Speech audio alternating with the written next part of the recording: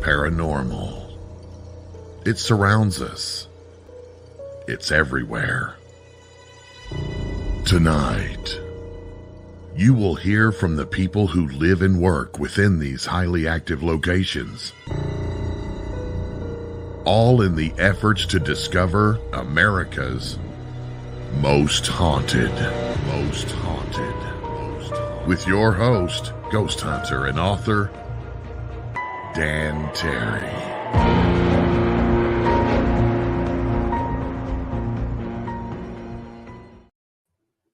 Good evening, boys and ghouls, and all you creepy creatures stalking the night fantastic. I am Dan Terry, your ghost host with the most haunted. We've got quite an interesting show, a little different this time, because we're going to be swaying all over the paranormal field. One thing I want to say, though, is for those of you who are not members of the Unex Network, who have not subscribed, you've got about 50 minutes, and then I am going to berate you furiously at the end of the show. So, just so you know what's coming. My guest is going to be Ryan Stacey.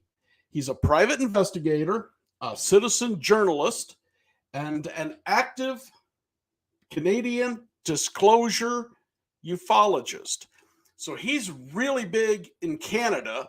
By the way, this is also my first international show. He's really big in Canada on getting documents declassified on UFOs and all of that. But he's also a paranormal investigator. He runs two podcasts of his own. One is called Uncharted Case Files, and the other is Beyond the Tinfoil Hat. And I got to tell you, love that name.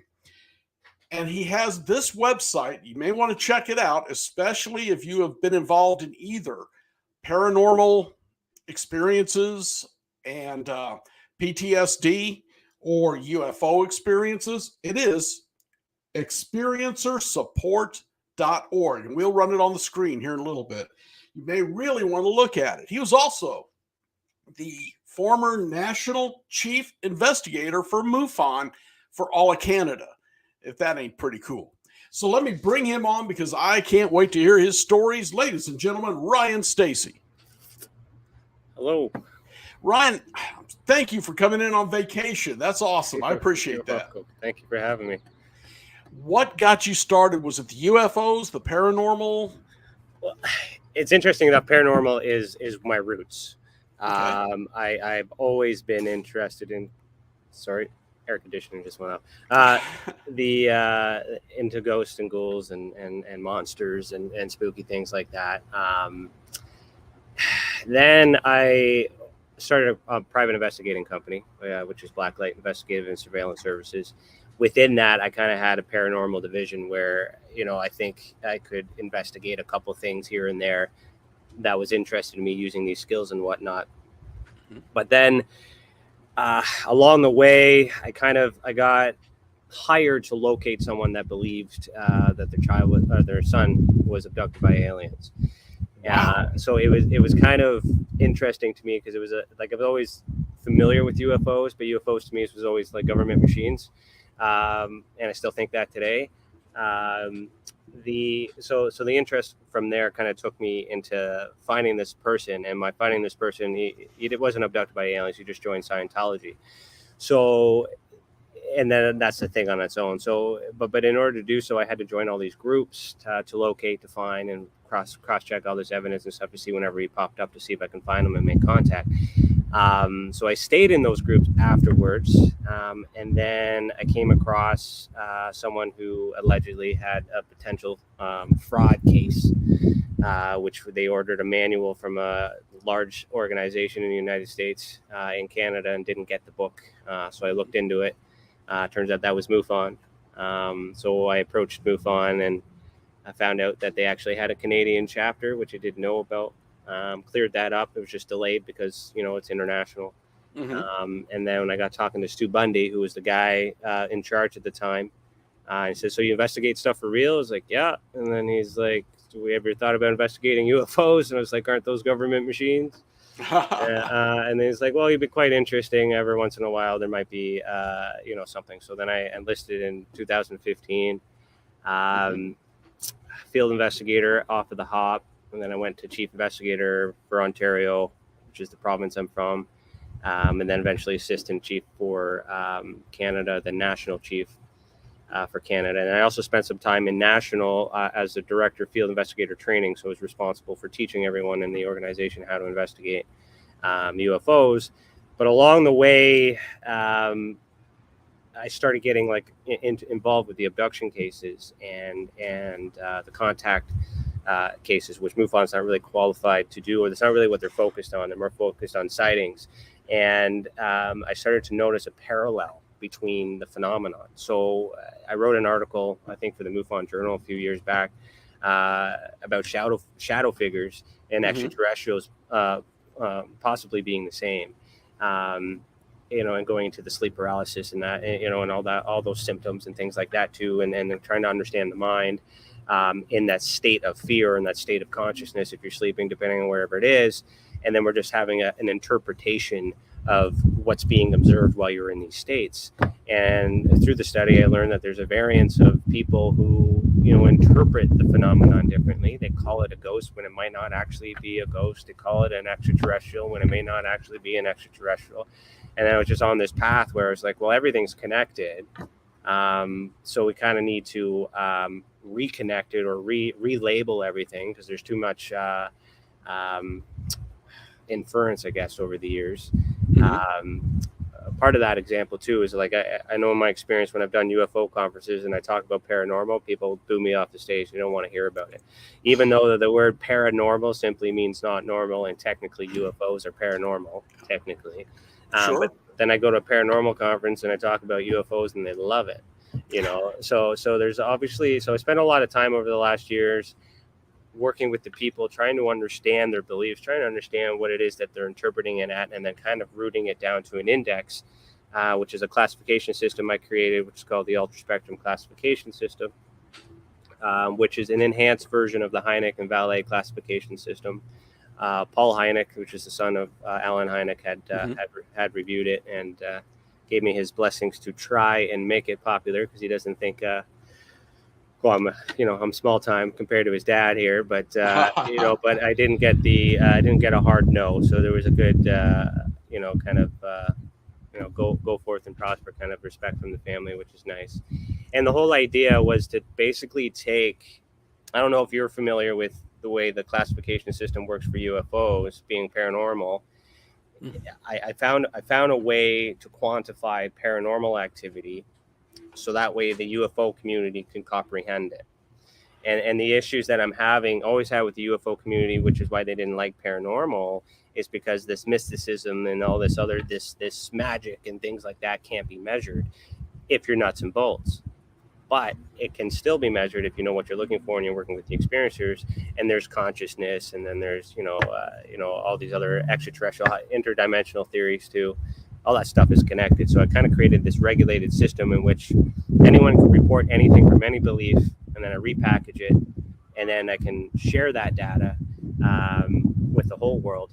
It's basically called Project Babel, which is the reverse of the Tower of Babel, where we're bringing everything back to the beginning and then teaching everyone how to think again by removing archetypical labels. So an example of that would be our aerial activity category, which you have a choice of, sensory display category, which you have a choice of aerial activity or paranormal activity.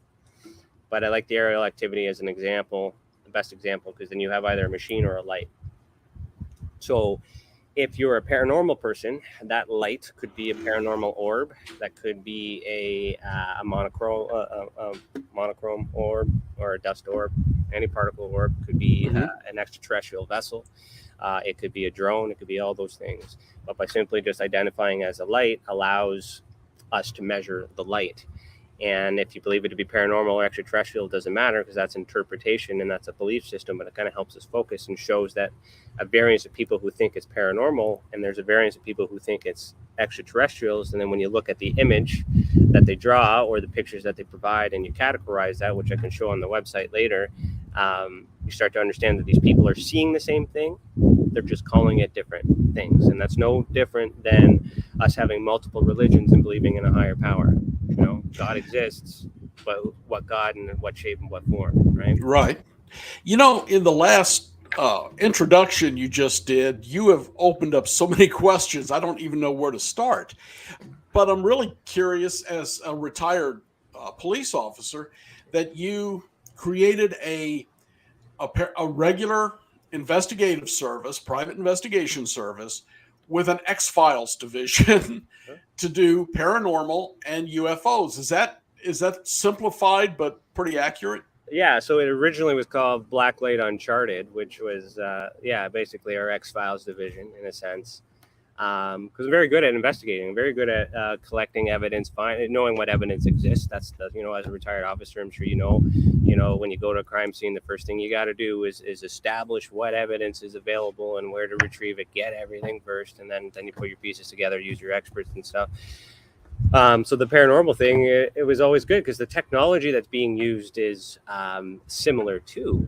So I'll give you an example. The K2 meters that are popularized on Ghost Adventures and do whatever.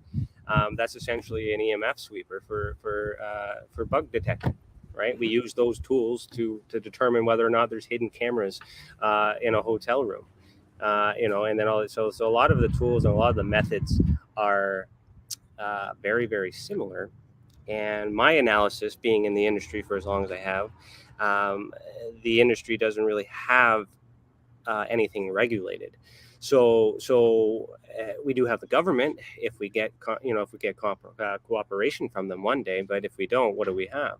We do have a variance of police officers, that are. Most of them are retired. I don't think there's anyone active that's allowed to even do this kind of stuff. Mm-hmm. So there's a lot of professional help within these industries, but it needs to be regulated, right? So by this being attached to my private investigating company, so even though you make a report through the Experiencers Support Association, there's a disclaimer on there to let you know that it's my private investigating firm that handles it. And the reason for that is A, because it's insured and bondable. Mm-hmm. B, we have to protect the information confidentiality and all these other things. And C, we have access to information, and we can't get access to that information unless we get consent. So it's basically a professional partnership between two businesses, which I happen to be the owner of both. One's a media company and one's an investigation company. And the hope with that is to at least meet people that either know what they're doing and just need a little help to get it out there and to be noticed, because that's hard, to get recognized for your work. At the same time, give amateur investigators the opportunity to have their work reviewed and then promoted and set up in a way in this regulated system, because it doesn't, there's a lot of people trying. There's a lot of effort. Right. I've noticed in the years too that there's many interpretations of evidence. Everyone is looking for that smoking gun, and they always want that picture or they want that video. But even videos and pictures can be manipulated and out of context. There's very little attention spent on getting drawings, so analogical evidence, and then building the case.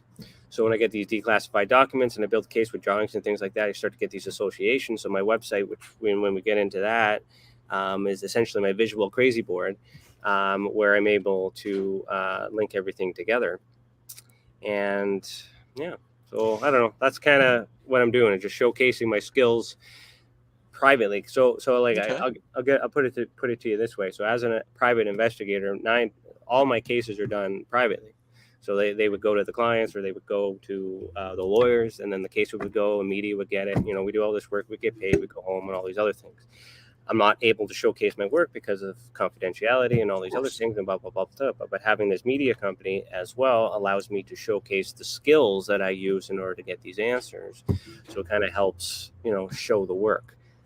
Which is something else we don't see very often too. It's usually buy my book, read this. No offense, yes. I'm an author as well, but I mean, it's just it's hard to get fast facts too. And with everybody's different interpretation of evidence, there's circumstantial evidence, there's hearsay evidence, there's many different levels of evidence. But to the experiencer, they don't need evidence. The only time they need, because if they believe, they believe. Mm-hmm. Right. So there's a lot of challenges as well as trying to get that personal truth for that experiencer, and then trying to extract what's important and relevant to build the case for that universal truth, which we're trying to push for disclosure. And whether that's aliens or paranormal or ghosts, it doesn't matter. If one exists, they all exist, right? So. Another way, and again, I'm going to oversimplify it, but you're building on the work of Charles Fort and John Keel to explain that this is all related. Cryptids, UFOs, ghosts, poltergeists, demonic activity, is it all related? It has to be all connected. And it's interesting. Thanks for bringing up John Keel, because that's the main reason why it's called the ultra spectrum classification system as the next step up from his super spectrum. Mm-hmm. So it's inspired by Hynek, Vallée, and Keel. So it is all connected through us as individuals. So the way I take my investigation is not so much trying to prove whether or not there's a light in the sky. I've done that like over 1,000 times with MUFON. Like, there's not enough evidence that I'm convinced that it's anything extraterrestrial that we're taking pictures of. Now, you get into consciousness, and some of these visual sightings may be happening in their mind. The reason why they can't take a picture, or the reason why they take a picture and nothing shows up on camera, may not because it's not there, it's because they're seeing it in their mind, and they don't realize that. So we start to look into all that, and then whether it's interdimensional or what hive consciousness, or whatever term you want to use to describe it. The commonality that I'm learning with measuring the experiencers is that there is a place outside of this place, and there's a variance of people that use different methods to get to this place. An easy comparable analogy would be the CE5 movement versus the seance movement. All right. Okay. Well, it's not really a movement, but I mean, in the paranormal spectrum, you have a Ouija board. That's a device that you use, and you focus your consciousness, and you're using this device to get answers. But you're drawing this energy from somewhere. Whereas the CE5 is you're listening to tones, you're waiting for activity out inside, but you're using your mind to draw in a response from somewhere. So even though this is paranormal on one side of things and it's extraterrestrial on the other side of things, what brings them together is that the human being is able to use their mind to go somewhere and bring something over or connect to. So that's where consciousness is very important. And when we study the psychic phenomenon, we start to see that by studying the people and encouraging them to advance what may be potentially psychic abilities, then we start to learn more about how the phenomenon affects these people, and we start to normalize it to show that we, suggest that we are more supernatural beings than we believe it to be. Another example for that would be the poltergeist phenomenon. Mm-hmm. A lot of time people have the poltergeist phenomenon happen. They come in the home, all the cupboards go and all the whole 9 yards. You get talking to them. You find out what's going on, how was your day, things like that. Well, I was stressed and blah, blah, blah. And I come home and I was thinking about something and boom, something happened. But it was a ghost in my house and I didn't know it was the last thing. But then you put it back on them and be like, well, is it possible that you moved it? And I'm like, well, I didn't think of it that way. I just assumed it was ghosts because of all these other things too. It's like, well, why don't you, next time you're having a stressed day, try to move these objects. And I've seen in some cases where after I've talked to them, they come back to me, they write back and say, you're right. I was really stressed and blah, blah, blah. And I was able to move this cupboard door when I thought about it. So it's changing the thought from intentional to unintentional. So there's evidence to suggest that there are some people that have psychic abilities, and it's just interpreted as extraterrestrial and paranormal, possibly because the government doesn't want us to be super beings, or that's what they see on television, which is why demonic cases go up every time there's a new movie come out. Yeah, well, it's inferring the thought, right? It's conditioning. The way you discuss that, it reminds me of what I would say to people when they're ghost hunting or whatever. It's all about intent. Ouija board isn't evil unless you're intending to bring something through. But what I use as intent, you were saying, was kind of by accident, but it's still people doing it.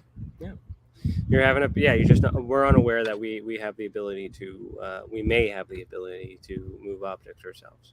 Mm-hmm. So and that's the same thing with having a bad day. Like if you tell yourself that I'm going to have a bad day. You're going to have a bad day. You look in the mirror and you say, I'm look ugly today. You're going to feel ugly that day. Like, like it's the psychology, which I have, dabbled in as well with some of my schooling to get into this career. I do understand criminology and psychology and political science, all that stuff too. But, that's really where it all comes down to. And I feel like the fear factor is coming in from this whole idea that this beautiful thing is scary because it's misunderstood. But if you could take that thought and twist it around to put a positive thought into it and embrace it, it becomes a more beautiful thing. So when you have experiencers that are reporting shadow figures in their bedroom, and it is terrifying. Why? Because you're under this assumption that your house is locked, you're all by yourself, the windows are closed, you're asleep, you're sound, and then all of a sudden you open your eyes and there's something in your bedroom. So whether that's a ghost, an alien, or a human being, like, there is an invasion of privacy there. Sure. And that instills a thought, which is fear. And then you think you don't want that to happen because you just don't understand it.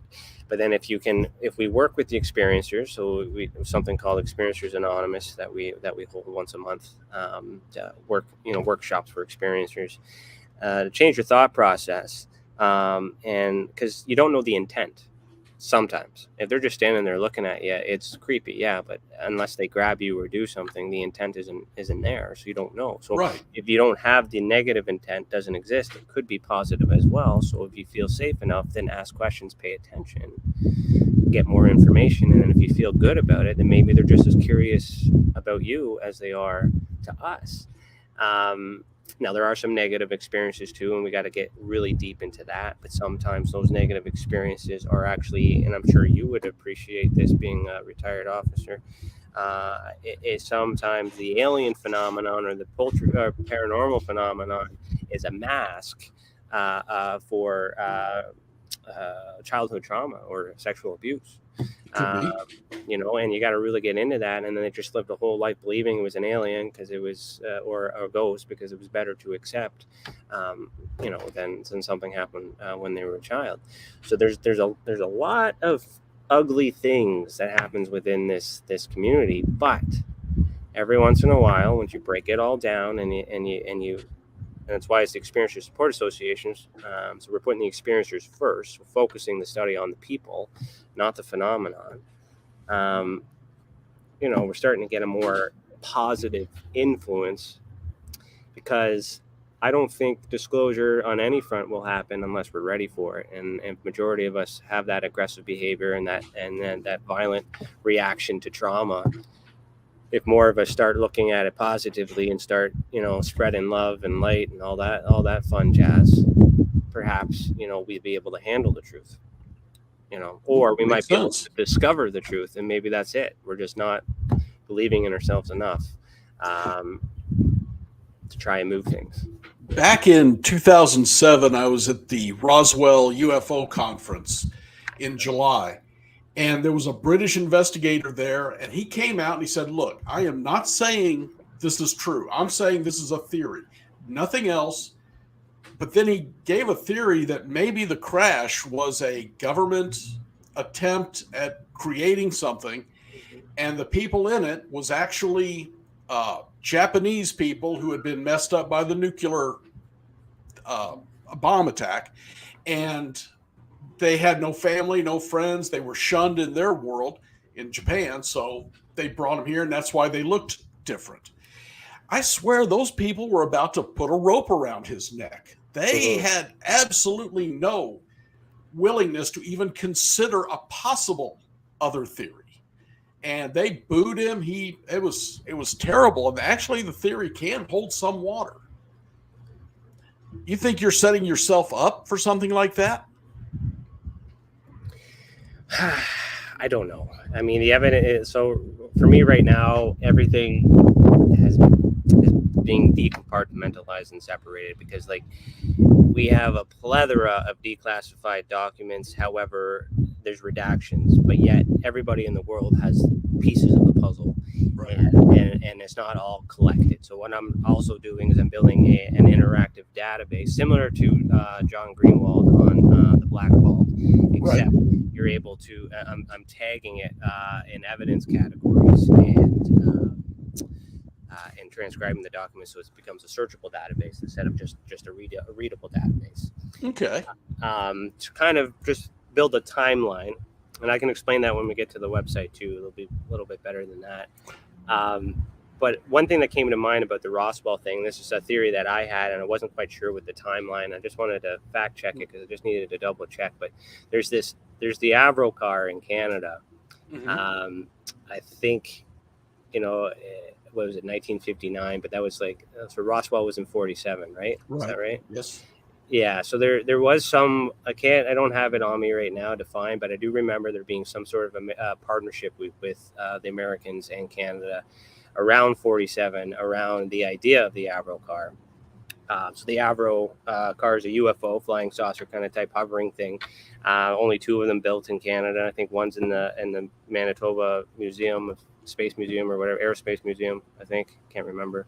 But anyways, I had theorized that perhaps, there was a test flight across the borders, and it was the Canadian craft that had fallen down, and not American flying saucer. It was a Canadian flying saucer. Because after Avro was shut down, the patent was given to the United States. Okay. Don't say that in Roswell. Those people are vicious. I watched it. Well, so I'm only looking at it from this side of the border. Mm-hmm. I'm well versed, I wouldn't say well versed. I'm well familiar with the American ufology and the American paranormal. There is and you mentioned this is your first international interview too. So yes. I've noticed there's not a lot of attention in Canada, and I always asked why. And then when I look at the facts and things, and I look at history, we all participated in the Cold War. Mm-hmm. It's not just America. So if we don't focus on Canada, maybe Canada has, the answers that might help America, because we used to work together. Yes. At some point. We should still do. I mean, for the most part, we do, but a lot has changed. But the what I'm finding in difference with our declassification system is Canada had declassified UFO documents in 1995, over 600 documents, and then over the years I've collected more. I have up to 10,000, maybe almost 11,000 now that I'm working through my database. But they don't redact a lot. But what it does is it mentions, I found a report the other day that mentioned the Condon report. Yes. Yeah, I found another document that mentioned Hynek in Montreal. So all this American culture existed in Canada too.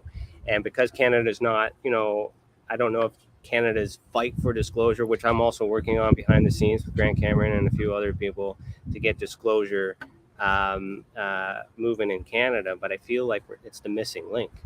And because Canada can't comment about the United States because there's an agreement between the American government, and I just found this document too from Cheyenne Mountain, the Air Force Base there, NORAD in Cheyenne Mountain, and the NORAD here in North Bay, which is about 3 hours from where I am right now. Mm-hmm.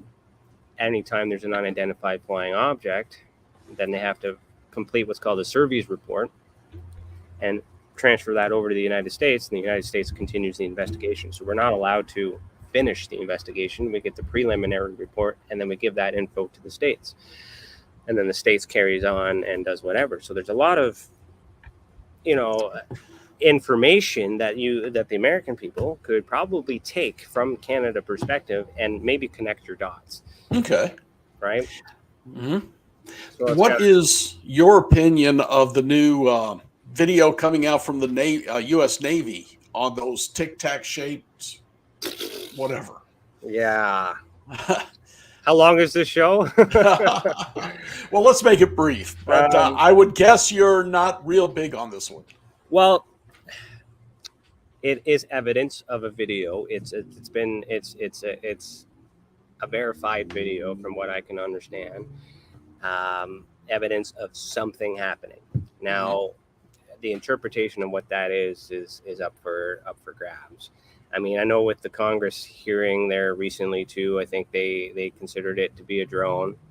And whether or not you believe it to be a drone or not, then you still have a government source telling you that this is what it is, and that should be the end of it. But then you get into that kind of matrix where are the government telling the truth? Is the government not telling the truth? We really don't know, but you got to believe, we need to trust the government with something. I would hope so.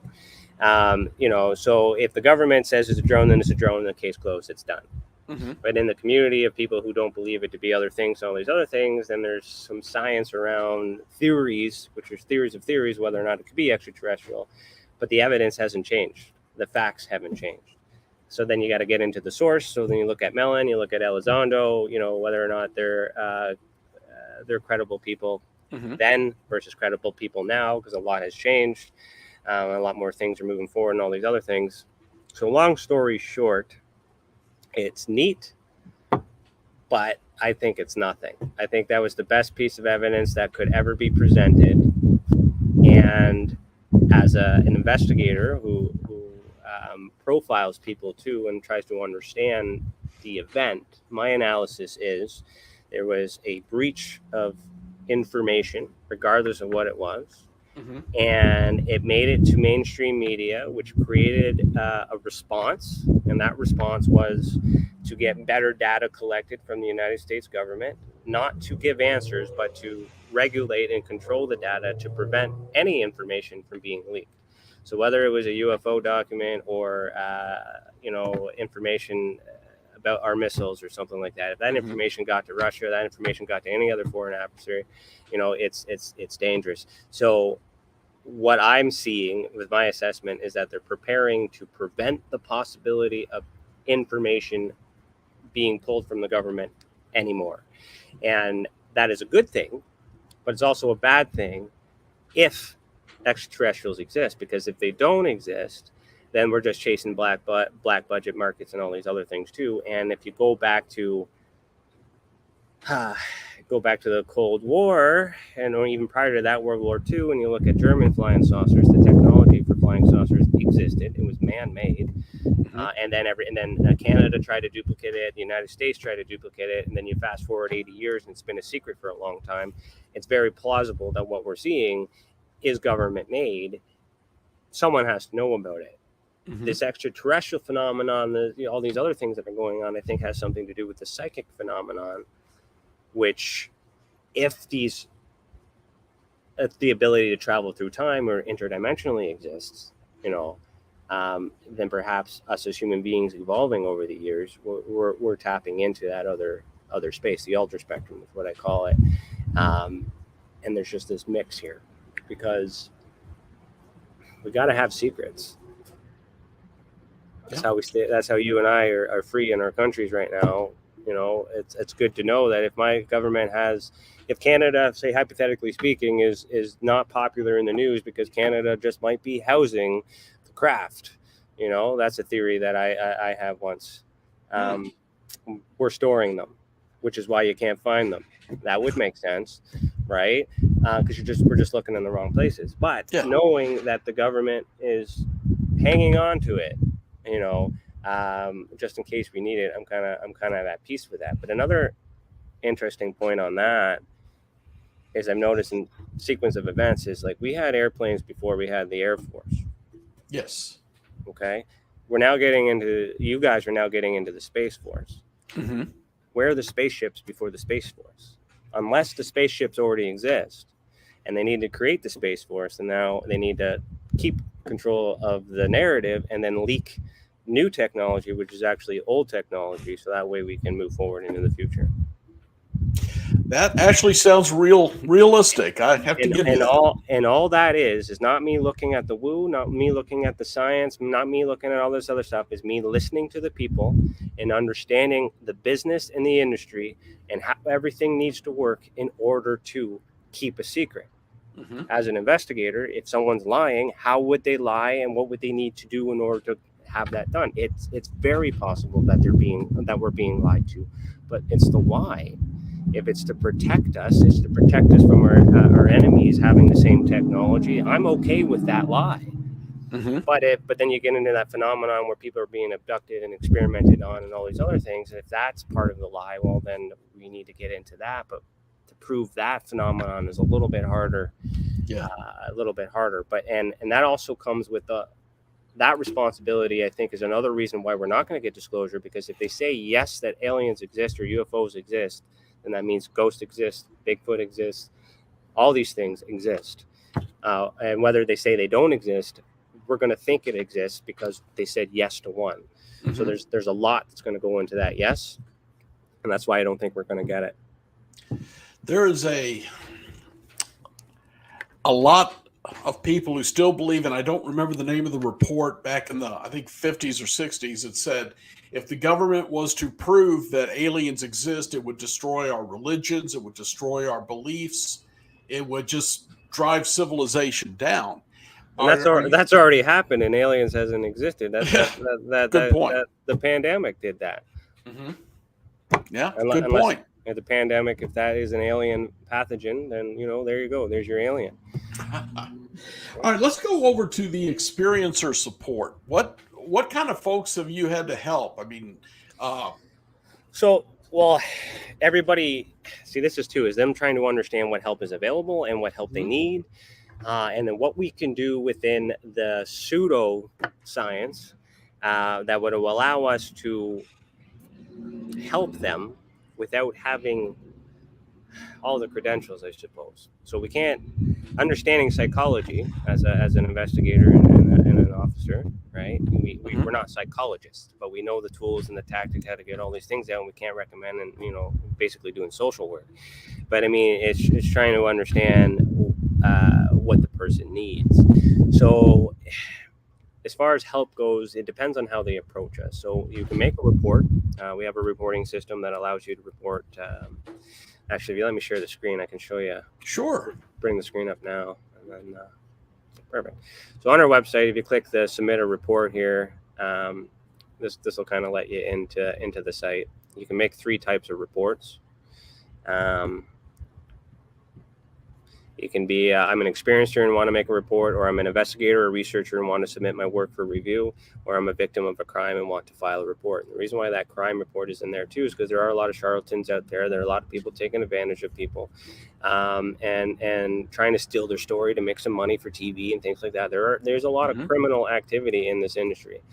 Being linked to a private investigating company that gives us authorization to look into it when you make these reports. My jurisdiction, as far as my ability to make arrests, it remains in Ontario. However, I do have colleagues all over the place that I can simply build a case and pass it off, and they can carry on in their jurisdiction. So it is a service that is available worldwide, even though I'm only licensed in Ontario. Okay. So that kind of helps figure out whether or not these experiences actually happen. So it's not so much, I don't believe this happened to you. I may not just believe what you think happened is actually what happened. Sure, you think you were abducted by an alien. I believe something happened to you. There's trauma. I see the PTSD. I see the anxiety. So you need support.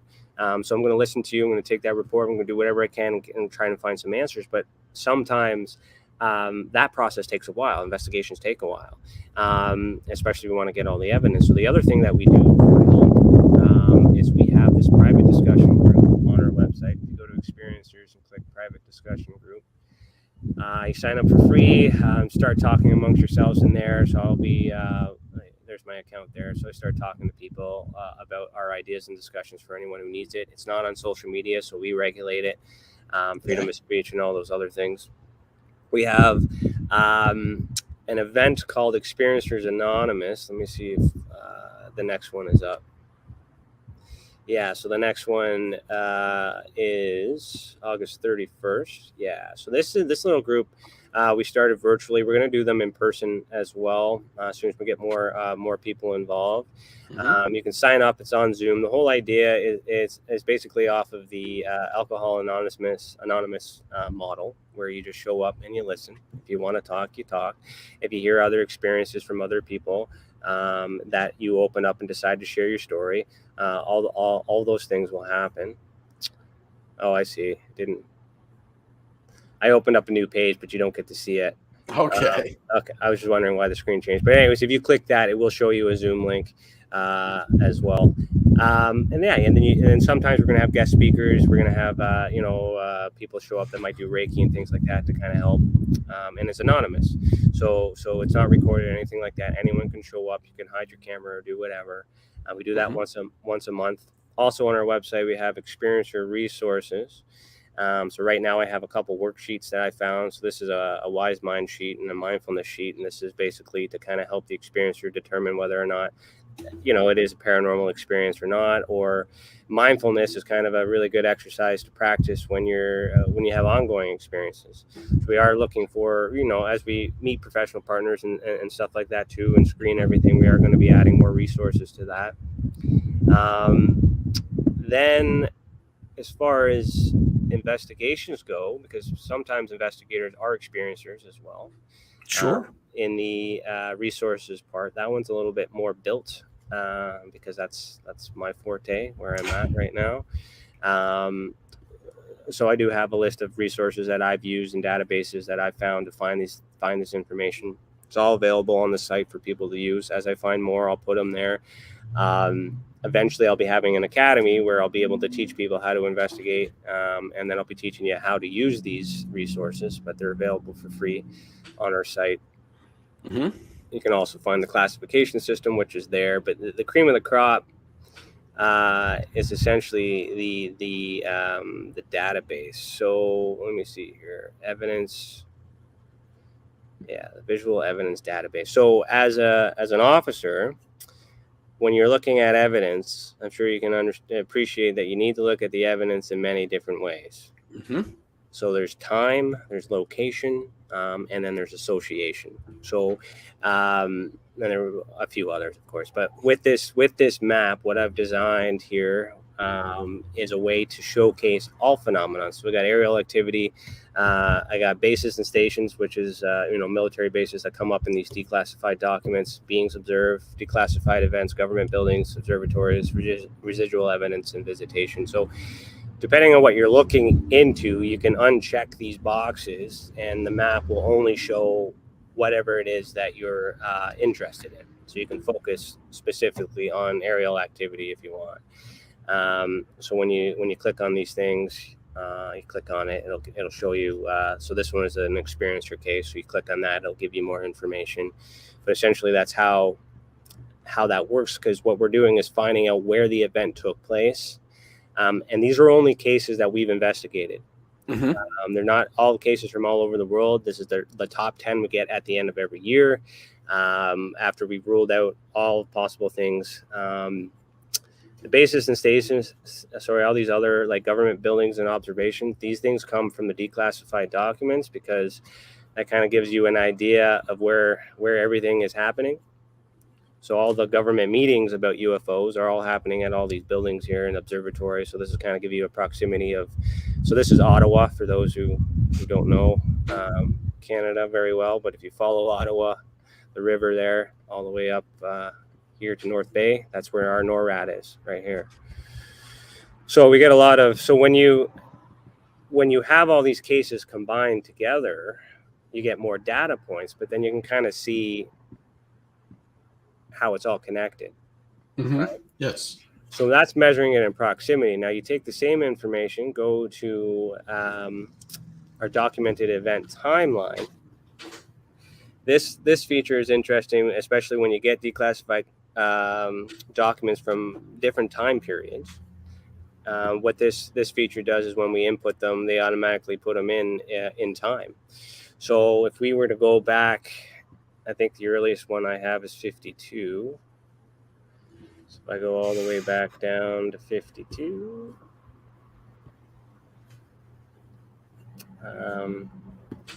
you kind of get a picture kind of timeline. So the Defense Research Board talks about flying saucers, April 22nd, 1952.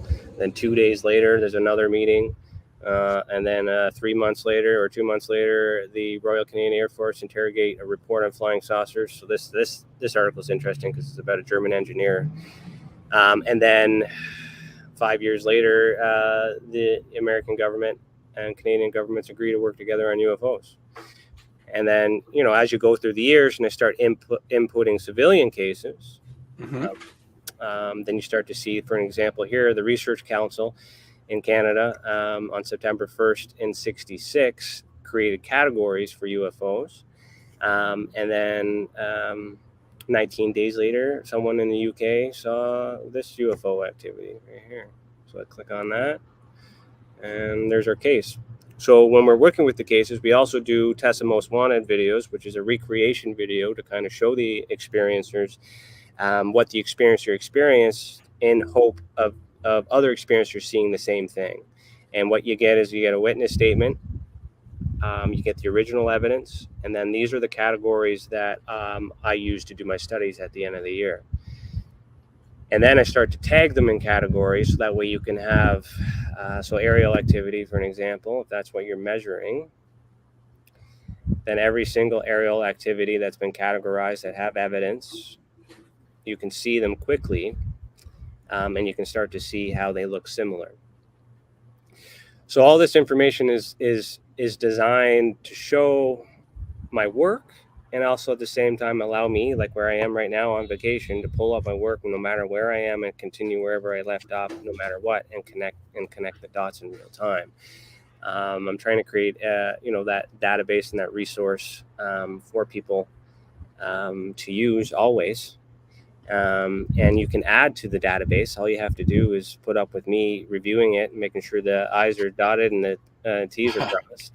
And if you're better than me, then I'll hire you, because that's how I learn, right? So then I do annual reports. So this is a report that I do of the data every year. So I'm currently working on the 2021 report. So I put out the data sets for free, because then you guys can do the work yourselves. If you want to see how the work is done and how I interpret it, then you can buy the full report on Amazon. That's kind of how I do it. Okay. And that's how you have went really super scientific on this then, which is something needed in both fields. Yeah, I'm trying to bring the citizen science, I guess, together. Again, and I call myself a citizen journalist mainly because I didn't go to school for journalism. I didn't go to school to be a scientist. However, as a private investigator, I did learn how to do science, and I did also learn how to write investigative reports. So technically, I am a journalist, and technically, I am a scientist. But we have those people out there that who work hard to have their credentials, and it's not fair to say that I am these things when I'm not, but I can do the work, right? Right. Have you had problems when you present the idea that these are all interconnected, which the longer I do this podcast, the more I'm leaning that direction? Well, yeah, go ahead. My job's not to prove. I take solace in thinking that my job is to present facts as they are.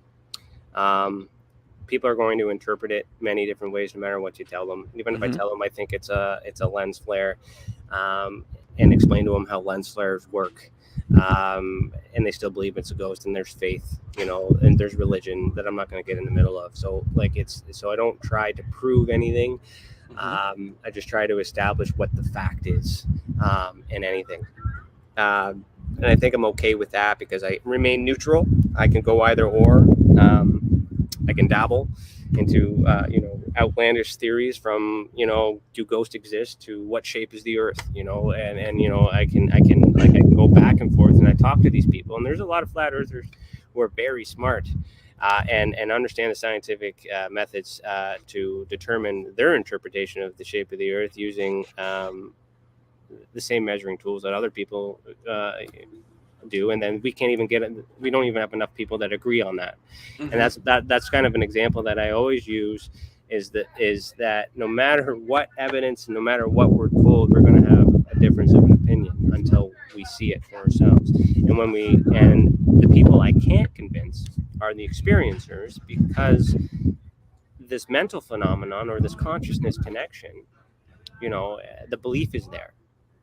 right? So when you interrogate these people or you interview these people, you can tell by their body language, you can tell by their pitches and all this other things, and the way that they say things and describe things and the details. You can do all those tricks to verify whether or not the source is credible. And if the source is deemed credible based on your experience and they're telling you they were abducted by aliens, then you gotta, it's possible that there is some weird phenomenon that exists. So you can't, it's a never-ending investigation for me. And that's another reason why I did it, because I love puzzles. I'm good at connecting the dots, and this has yet to be unsolved. And I think in the short period of time that I've done mapping out a little bit of documents, I've brought to light facts that associate with questions that have remained unanswered for many years. And I think if I keep doing that, someone's going to pick up on it and connect the dot and solve the problem.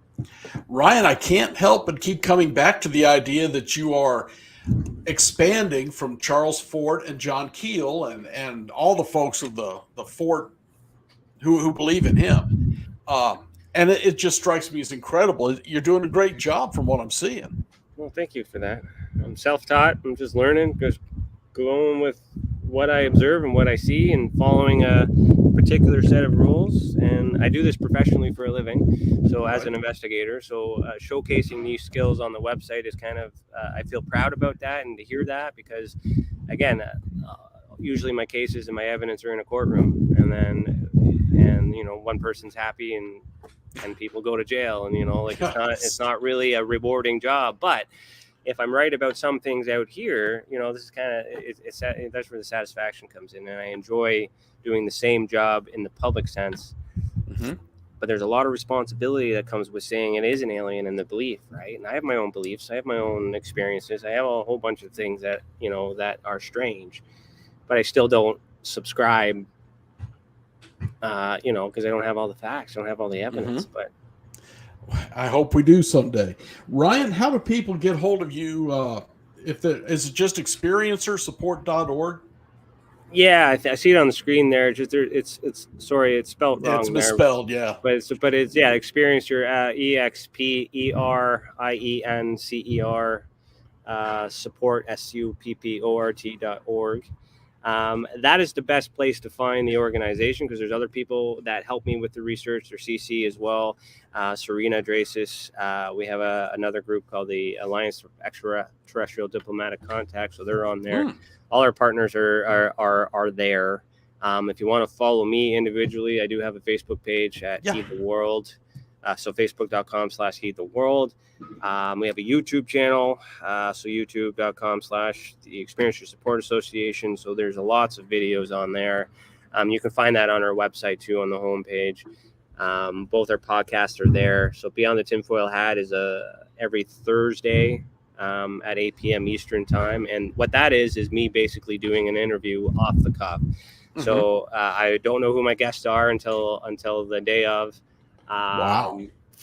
I get the bio, I read it, and then I start asking questions. So everything is kind of like, I don't have prep time. I don't have, I don't do it that way. So my style is just simply like, okay, you're going to tell me your story, and then I either believe it or I don't. And we're in their 4th season, so that seems to work. The other podcast is Uncharted Case Files, which is where I'm taking some of these declassified documents, I'm reading them out loud, and then kind of interpreting, the facts from it too. And there's a lot of exercises I like to do with some journalists. You understand opinionated evidence versus factual evidence. Right. You could take an article and you can really do statement analysis, right? And determine that I think the highest score I've ever found in one of these articles was like 86% of it was opinion, and 14% of that was actual fact. So when you're an investigator, facts matter, and you don't have time. So the database too, the whole point of the database is to be rapid facts, only facts. There will be opinions in our blogs, but because I don't have time to read an article to get about who knows who and what, who's selling what and who's doing all these other things. I just want to know what it is, where I can find it, and how it helps moving on. I don't care if it's Elizondo. I don't care if it's the president of the United States. I don't care where it comes from. I just need to know what it is, and is it actually evidence, because the whole world is going to interpret it a million freaking ways. But I don't enjoy reading 100-page articles just to learn that it's theory. Right. Well, Ryan, I think what you're doing here for the folks who have experienced either one or both is pretty incredible, and I think we owe you a thanks for that. You're doing an awesome job. Thank you. Folks. Ryan Stacey, who is a private investigator in Canada and has Uncharted case files and Beyond the Tinfoil Hat. Those are the two podcasts on experiencer.org. And Ryan, thanks again. Enjoy your vacation. I'm sorry I interrupted it. No, it's great. I'm glad I was able to make it, and I'm glad I put a reminder in my phone, and I'm glad you messaged me today to remind me. So it all worked out, and it's great. I mean, I love doing this stuff. I am on vacation. This isn't work. It is work, but I mean, I'm never not working. So I understand that, really. All right. Well, thanks again, and you enjoy your vacation, buddy. You too. Thank you. Take care. All right, friends, there you heard it. And boy, it just seems so close to the work of John Keel and Charles Fort. And the more we talk to these people, and I hope you're getting the same thing I'm getting, the more it seems it's all connected. The Marley Woods, the Skinwalker Ranch, UFOs, poltergeists, cryptids, they're all together. And I can't figure out why. So hopefully with the help of folks like Ryan Stacey, we'll get to the bottom of that. And you need to subscribe to the Unex Network. Get onto the homepage, unexnetwork.com, drop down, just zoom on down, and you will find the membership, which is free. And as soon as you subscribe, you get the monthly UNX newsletter, the Unex newsletter every month. You get access to the blog, and most important, you get a digital copy of the magazine, the Unex magazine that comes out 4 times a year. You get it shipped straight to your email box. You can read it at your leisure. This one was a lot about time and time travel, time anomalies. I had a little piece in there just on the West Virginia Ghost Conference because the people I met there were amazing. And now you've met a few of them. I've had a few of them on here, got a few more scheduled. So get on there. Get down the home page and become a member. You will thank me for that. I swear to you. And if you have any friends who's into cryptids, UFOs, ghosts, demons, whatever, get them on. Have them sign up. It'd be awesome. For now, I'm going to back out of here. So you guys stay spooked. Good night.